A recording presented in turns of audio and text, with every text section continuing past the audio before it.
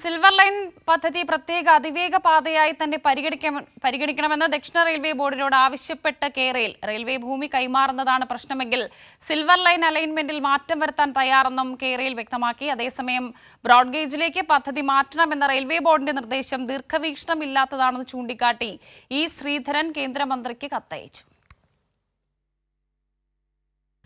വന്ദേ ഭാരത് ട്രെയിനുകൾക്ക് കൂടി സർവീസ് നടത്താൻ കഴിയുന്ന വിധം ബ്രോഡ്ഗേജിലേക്ക് പദ്ധതി മാറ്റണം എന്നതുൾപ്പെടെയുള്ള നിർദ്ദേശങ്ങളാണ് ദക്ഷിണ റെയിൽവേ കേരളിന് നൽകിയിരുന്നത്. സിൽവർ ലൈൻ പദ്ധതിയുടെ അടിസ്ഥാന ലക്ഷ്യങ്ങൾക്ക് ഘടകവിരുദ്ധമാണ് ഈ നിർദ്ദേശങ്ങൾ എന്ന നിലപാടാണ് ഇതുമായി ബന്ധപ്പെട്ട് നടന്ന ചർച്ചകളിൽ കേരയിൽ സ്വീകരിച്ചത്. ഡെഡിക്കേറ്റഡ് പാതയാണ് സിൽവർ ലൈൻ ലക്ഷ്യമിടുന്നത്. അതായത് സിൽവർ ലൈൻ ട്രെയിനുകൾക്ക് മാത്രം സർവീസ് നടത്താൻ കഴിയുന്ന പാത.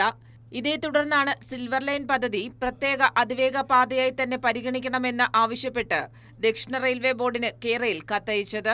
പ്രത്യേക അതിവേഗ റെയിൽ പാതയായി പരിഗണിക്കുമ്പോൾ ഏതെങ്കിലും തരത്തിലുള്ള സാങ്കേതിക പാരിസ്ഥിതിക പ്രശ്നങ്ങൾ ഉണ്ടെങ്കിൽ അവ പരിഹരിക്കാൻ കഴിയുമെന്നും കേരയിൽ വ്യക്തമാക്കുന്നു. കൂടാതെ റെയിൽവേ ഭൂമി കൈമാറുന്നതാണ് പ്രശ്നമെങ്കിൽ സിൽവർ ലൈൻ അലൈൻമെന്റിൽ മാറ്റം വരുത്താൻ തയ്യാറാണെന്നും കേരയിൽ വ്യക്തമാക്കി. അതിവേഗ വണ്ടികൾക്ക് മാത്രമായുള്ള പാത എന്ന അടിസ്ഥാന ആവശ്യത്തിൽ വിട്ടുവീഴ്ചയ്ക്കില്ലെന്നും DPRൽ മറ്റു തരത്തിലുള്ള മാറ്റങ്ങൾ വരുത്താൻ തയ്യാറാണെന്നും കേരയിൽ റെയിൽവേക്ക് നൽകിയ മറുപടിയിൽ വ്യക്തമാക്കുന്നു. അതിനിടെ റെയിൽവേ ബോർഡിന്റെ നിർദ്ദേശങ്ങൾ ദീർഘവീക്ഷണമില്ലാത്തതാണെന്ന് മെട്രോമാൻ ഇ ശ്രീധരൻ കേന്ദ്ര റെയിൽവേ മന്ത്രി അശ്വിനി വൈഷ്ണവിന് കത്തയച്ചു. കൈരളി ന്യൂസ്, തിരുവനന്തപുരം.